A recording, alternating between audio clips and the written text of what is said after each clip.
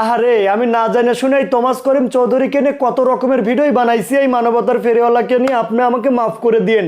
আমি আসলে বুঝতে পারিনি যে আপনার পারিবারিক চাপের কারণে আপনি মাঠে নামতে পারেননি। আমাকে ক্ষমা করে দিয়েন। আপনি আপনার মাকে নিয়ে লাইভে না আসলে তো আমি বুঝতেই পারতাম না, জানতেই পারতাম না।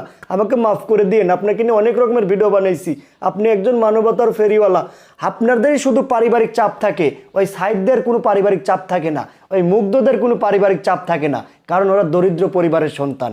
আর আপনার মাঝে বলল যে আমার সন্তান যে আমার কাছে কতটা দামি সেটা আমি জানি।